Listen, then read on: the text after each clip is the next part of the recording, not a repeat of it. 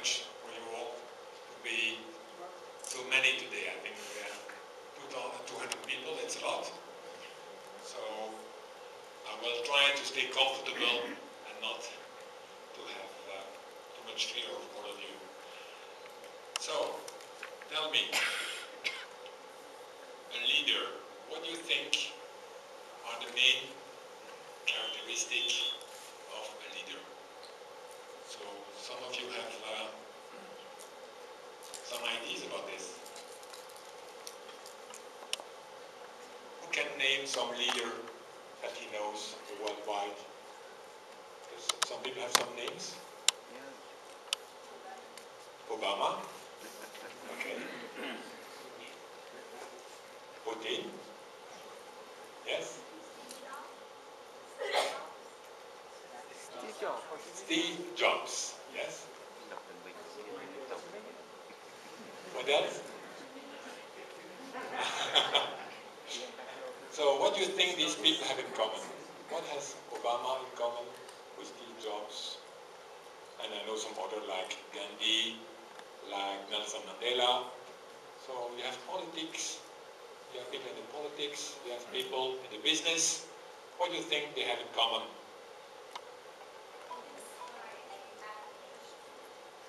What do you say? They inspire. So these people have a vision. A leader has a vision. And to inspire people, you need a vision.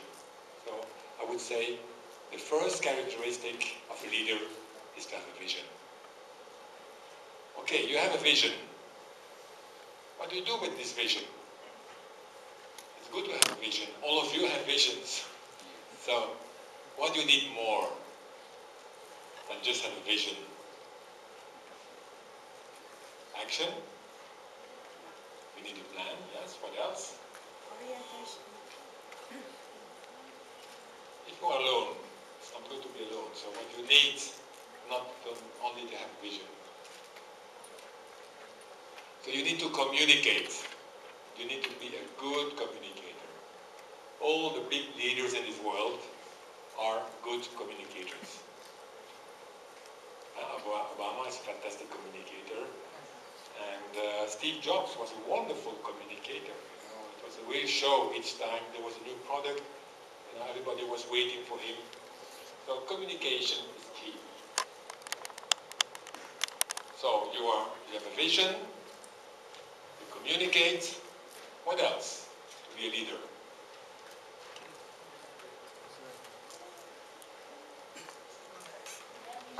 To manage, okay. To have things done, to implement. Does it work? Let's see.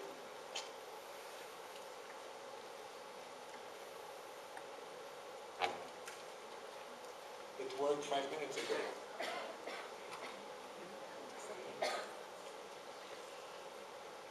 Would work. Okay. Just a bit patient.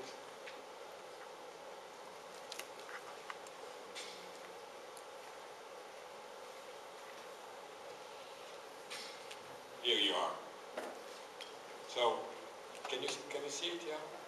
So, vision, implementation, communication, vision, communication, implementation. Sorry, the quality is not that good on the slide, but it's vision, communicate, implementation. And in companies, it's extremely important because you can have a vision, you can explain it to everybody, but at the end of the day, if you don't have the best product coming out, or if the product has a failure, well, it will disappear. So implementation is key. You guys agree with this? Yes? Okay. So next, there are a lot of managers in the world. There are millions and millions of managers, and there are only a few leaders. Why is this so? Why do you think is it so? So I will give you a laundry list of what's the difference between a manager and a leader.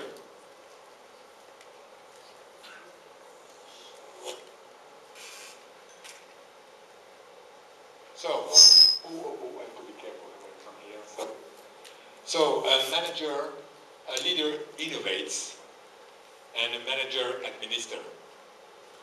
A leader develops, a manager maintains. A leader focuses on people, and a manager will focus on the system. A manager will focus on the structure. A leader will trust his managers, and the manager will more be in control. So a leader, sorry, I have to be careful. A leader has a long-term view, and the manager will think more short-term. And a leader will challenge people all the time. A manager will more accept. A leader will also accept ambiguity, and a manager like to have order. And the leader will have roadmaps, and the manager will have checklists. So see, there are a lot of differences between leader and management. And of course, we all are managers or will be managers. And of course, everything a manager is doing is right. There's nothing wrong about this. It just, when you want to go a step further, you have to have the courage to go this step further and to go from administration to innovation, to move, to maintain things, to develop things, and just to go forward.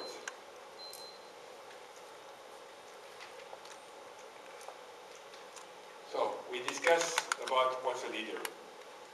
Now, the second thing is, okay, all of you, how to prepare yourself. Because, okay, to be a leader is one thing, but it's not easy to get there. So you need to prepare yourself, and one of the most important things is getting educated. I'm not making publicity here for the Solvay Business School, but myself, I remember I was in New York City. It was in the 80s, and had a very interesting job. I was 30 years old.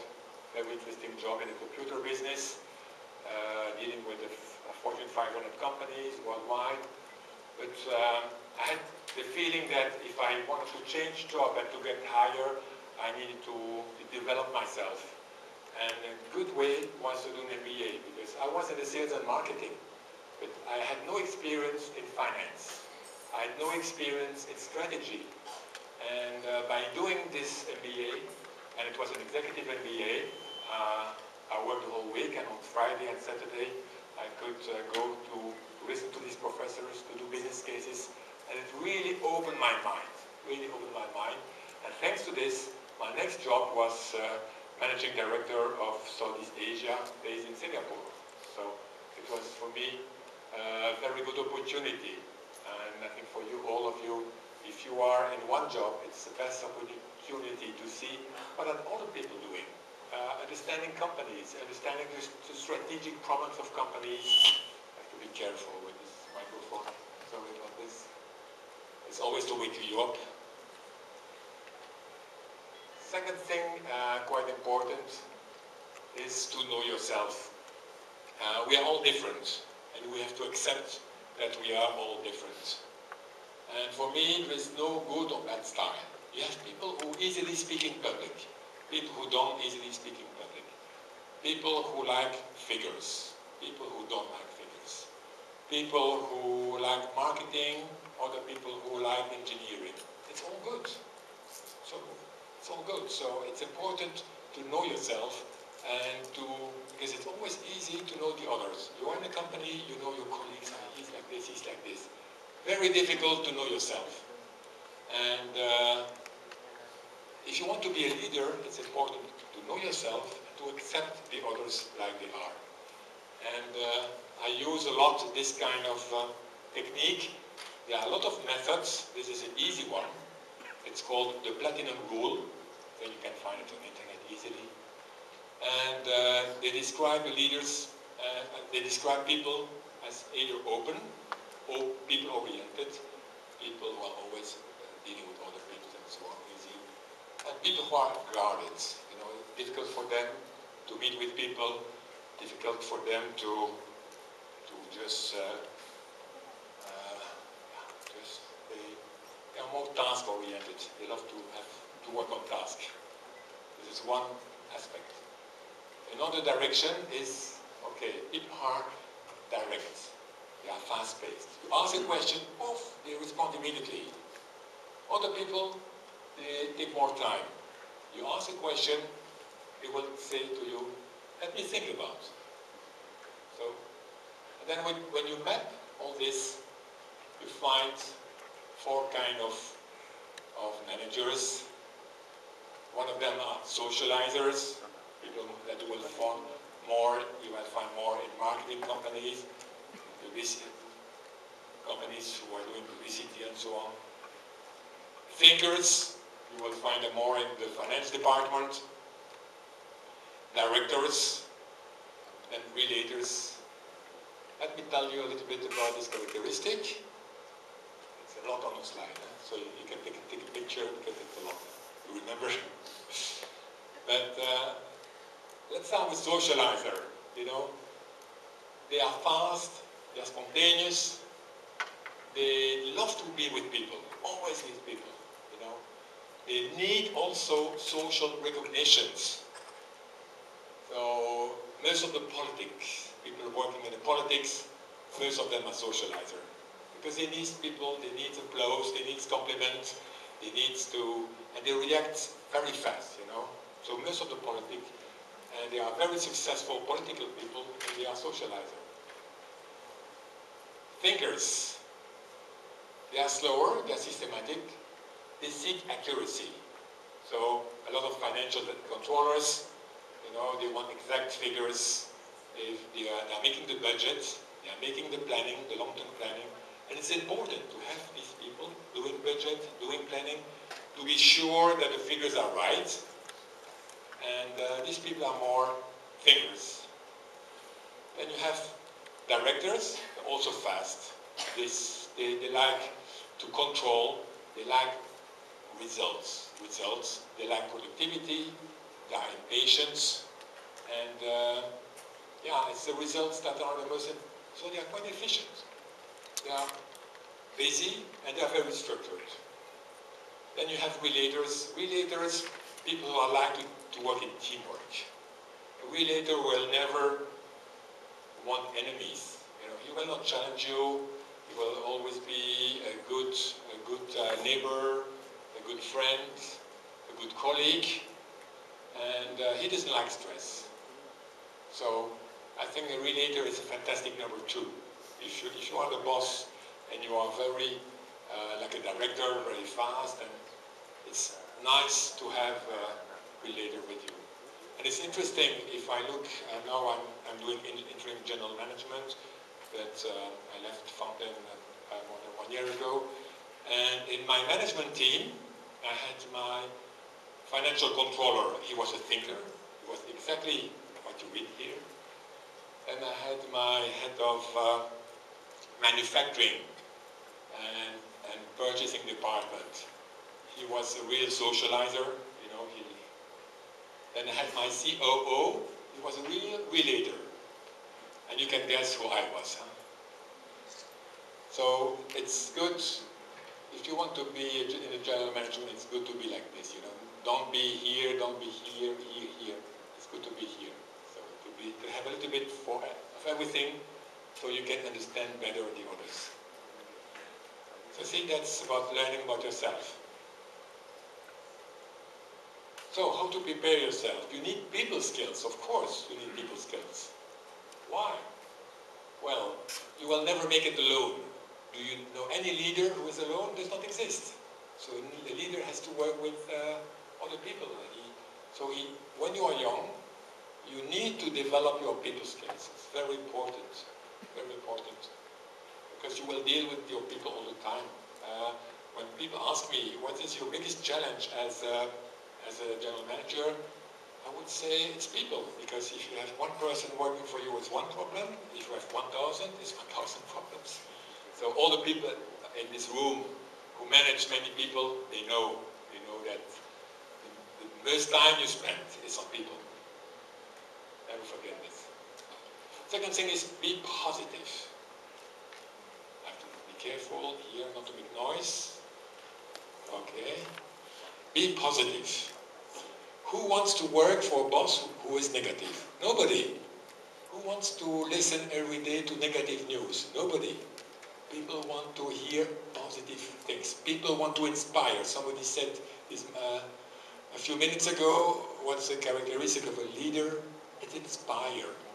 So, be inspiring, be positive. And you can start every day to be positive. You don't have to wait to be a general manager to be positive. Everybody, every single person of you can say today, look, from tomorrow on, I will be positive. I will think positive, and I will wake up in the morning, I will think about positive things.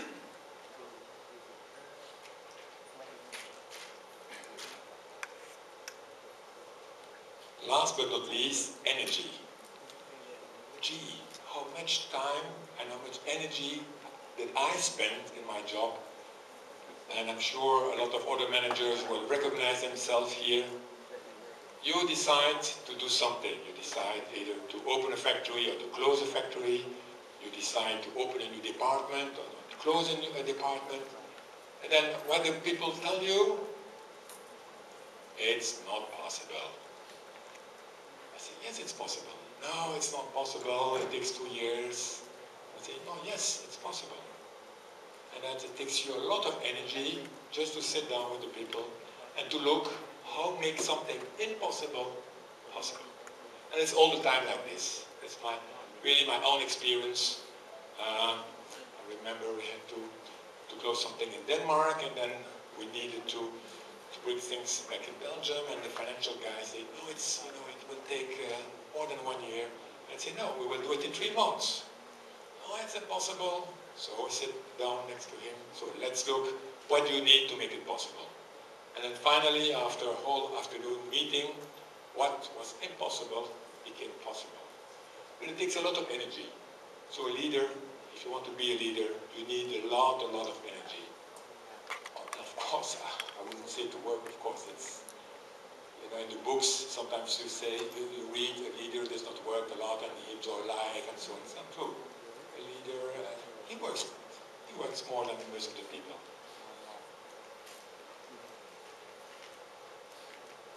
So, we spoke about what's a leader. We spoke about how to prepare yourself. Let's see how to create opportunities for yourself. So, first opportunity, look for opportunities. Very important is to start to go to large companies. A lot of people, even entrepreneurs, they leave class and they say, okay, I want to start my own business and so on. I would say don't do this immediately. If you want to be an entrepreneur, if you want to start your own business, wait until you are 30 and you still have time to start your own business. But please start your large company. And you know why? First of all, it will give you a maximum of opportunities. I was living in Belgium, and I always dreamed to be international. It was my dream. And I thought about Belgium as a small country. Let's work let's go to a company that's in a bigger country, and I ended up to work for Hanoi. At that time, it was a big computer company in France, so I moved to France. And 2 years later, I was promoted to New York City in America. This would never have been possible if I had worked in a small company. So start to work for large companies. They also give you structure. I see a lot of help in my consultancy business also, small companies to export and so on. And what I see, these people, they are entrepreneurs, but they have no structure. And in a large company, they help you to structure yourself, to come to, when you say there's a meeting at 8:30, you are there at 8:30, not at 9 o'clock. It helps you to do a business plan, it helps you to work with other people, it helps you to know about the banks, It helps you to negotiate, to have negotiation tools. It helps you to have presentation tools. All this you learn in a large company. Also, a large company organizes a lot of seminars and so on. And last but not least, of course, transfer. You can change job. If you are in a sales department, you will have more chances to go into a marketing department, and maybe chances that they pay for your studies, and then you can eventually also go to the finance department. And so it's quite important. Start to learn inside large companies. Once you're part of this workforce, it's important to take any opportunity to go to seminars, to take special classes and other events. Why? Well, first of all, you will learn, but you will also do network. If you are working in this company, I was working in this computer company, we had a lot of seminars organized, and give me the opportunity to know people of different parts of France, but also people coming from international. So when I wanted to make a move outside France, I knew exactly who I had to contact to go outside France and to get these opportunities. If I had not gone to these seminars, I wouldn't know anybody, and I would still be in the north of France working for the same company, the same job. So take this opportunity. Quite important also, a lot of companies, I don't know if it is the case in Vietnam, but it's certainly not the case in America and Europe, change management. There are a lot of companies who say, okay, we have to change. And they have special task force to do this. And and I don't know if you ever heard about project management. If everybody already worked in project management here in this room? Nobody? You know what project management is? Okay, maybe it's just a term, but it means that, okay, we have a company and it's working in a certain way, and maybe this company is buying another company, and suddenly we have to reorganize the whole company because these two companies are together. Just give an example. By reorganization, what happens is that the management team is deciding to put a lot of task force together, many groups, 5 groups, 10 groups, 20 groups, and each group has to look on one specific subject. For example, there are 2 factories, we have to make 1 factory out of it, for example. There are in every city in Vietnam, there is one office, but because the 2 companies merge, these 2 offices has to become 1. So another task force. And I remember with my management committee, we listed, when we had to do this reorganization, we listed all the managers we knew who could be able to head this kind of task force. And okay, we say this is the list of the A managers, and we put all these names on the list. Then we thought, okay, are the junior managers also there who could help inside this workforce, the task force? And then we put the names. And what happened after 1 year, the names of that we put in the first place of the list A managers, so the best, were in fact not the best. And it happened that young people that I didn't know, because there were more than 1,000 people in the company, so they used this task force and they used these steering committees to make a presentation to the management committee and to make themselves known. Then we say, wow, this guy is a brilliant guy, we didn't know him. And so a few guys were promoted this way. So if you want to get promoted if you work in a large company, this is a very good tool. Always accept to be part of a task force or a group doing some specific things outside your current job. Because everybody says, yes, I already work 8 hours a day. We know this. But if you have this opportunity, just take it. Then quite important, I did not have this, and I wish all my life that I had this a mentor. We're speaking a lot about coaching these days. I'm not speaking about coaching. Coaching is somebody who takes a mirror and look at you and listen to you and reflect what you say. A mentor is somebody else. A mentor is somebody that's is much older than you, had already this management experience, and can help you not to make mistakes. I think if I had a mentor in my life, I always say, well, I would have had even better job, even better life, and I would suggest all of you to find a mentor. You can find a mentor inside your company, you can find a mentor outside your company, but it's key to have a mentor, because alone it's very difficult to take the good decisions. And then with your colleagues and with your boss, your direct boss will not help you to get promoted. I remember when I was still in France and I had this opportunity in New York, my local boss, who was responsible for the north of France, he did not want to let me go. I was a very good salesperson, so he didn't want to let me go. So, maybe here, be careful.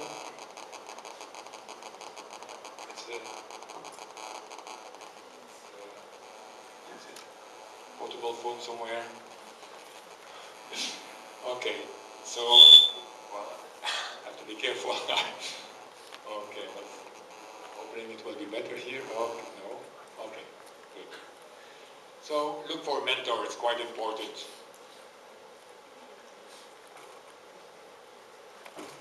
Then, quite important also, stay flexible. A lot of you have a job, and then there are opportunities outside Hanoi. Why not taking a job outside Hanoi? Because you have a good job here, and they may have a job more interesting, maybe in a smaller city in Vietnam, but just take it, because a lot of people will say, yes, but I have my family, I have my wife, I have my girlfriend, I have my boyfriend, so I stay. Well, if you want to move the ladder up, you have to take opportunities, and the opportunities are not always in your company, they are not always in the city you are living, so you have to have the courage to go out of your comfort, to go to an uncomfortable place. And I remember when I was leaving Paris to go to New York, my house was empty, and I could only take 1 cubic meter with me, and I told myself, look, I have no house, I have nothing, I'm in the plane here, I have 1 cubic meter things with me. So I had to leave everything behind, but it was for a better life. So you have to be able to go out of your comfort zone and to go forward in your life. Last but not least, but I don't think I have to teach you this because so many people here around, it's network, network, network. Let people know that you exist. Know a lot of people, and I'm sure I don't have to teach you this because I'm sure you're much better networkers than a lot of, I'm quite surprised to see so many people here today, so I don't have to teach you this. You are already very good networkers. So we discussed about what's a leader. We discussed about how to prepare yourself, how to create opportunities. So imagine you are at the top. So, well, you already see the picture, so what's the most important thing when you are at the top? Very few people arrive at the top, but even fewer people stay at the top. So my own experience is you need something very special to stay at the top. And this is result, result, results. If you don't get results, you don't stay. And that's for everybody. Even as a manager in your current position, if you are responsible for P&L, if you are responsible for sales results, if you are, results, results, results. And you will see every person that you will look up on internet who was a great leader, you always had results. If you don't get results, you disappear. So, of course, I will not say again, vision, strategy, and empowerment. That's what I said in the beginning of my presentation. Other things, always hire better people than yourself. And I saw it's a big mistake. A lot of managers, they don't hire the best. They always want to hire people that are not as intelligent, not as good at themselves. So what happens then? Their department is not working well, of course. How can your department work well if you don't take the best? Yeah, but if I take the best, they will take my job. Who cares? They will not take your job. They want the job of the boss of your boss. So they will not take your job. They will just go somewhere else and so on. But if you hire the best around you, what will happen? You will be successful. The whole team will be successful. So never be scared to hire the best people. And it will also challenge you. The best people will challenge you. And will oblige you also to keep up, to continue to study, to continue to improve yourself. If you have bad people or lazy people under you, you will not be motivated to get better yourself. So that's a very important rule. Second, okay, you manage these people, you delegate a lot. I love to delegate because when you delegate, you have less work to do. It's wonderful. Now people are working for you, you don't have to work, fantastic. But you need to walk around. You need to have this feeling of your company, what's changing in my company.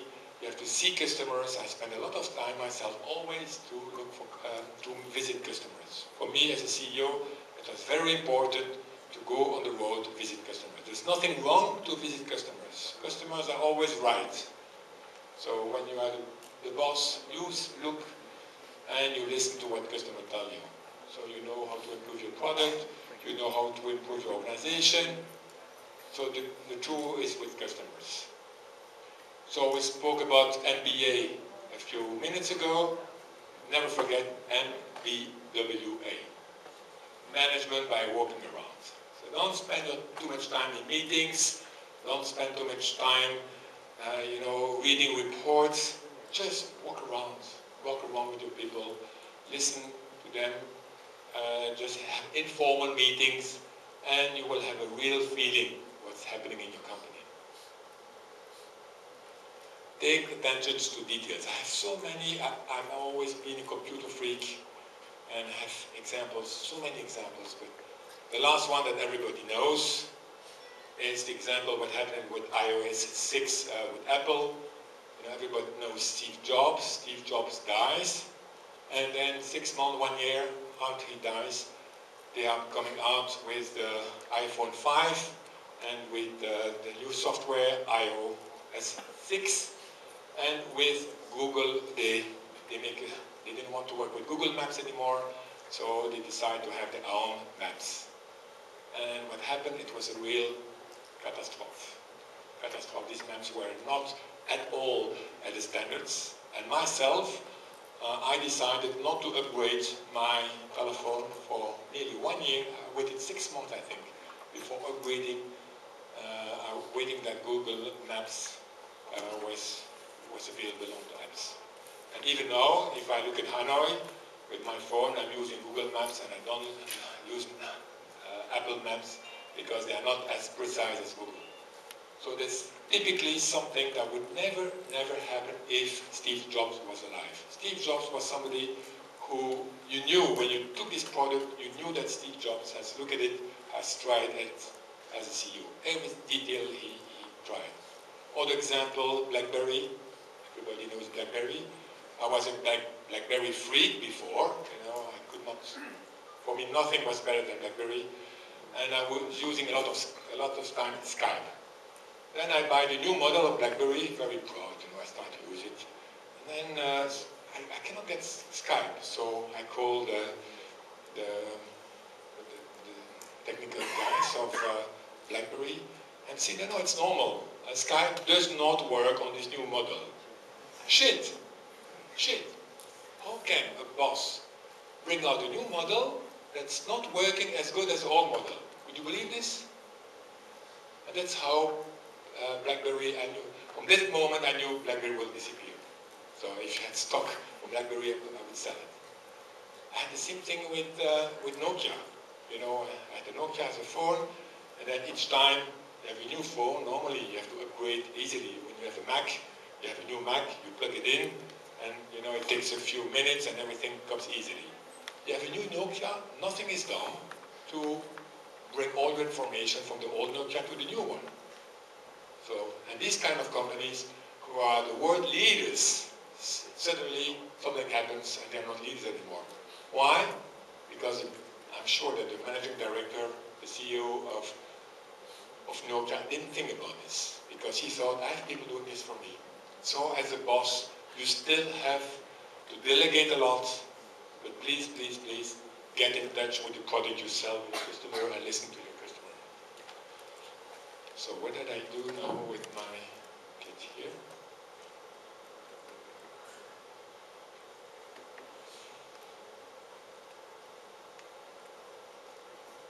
Be ethical. You know that the first, we always say, okay, the customer are speaking about the company, but it's not true.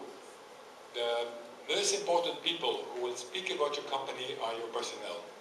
If you have 1,000 people working in your company, they have families, they have cousins, it may be 5,000, 10,000 people speaking good things about your company or bad things about your company.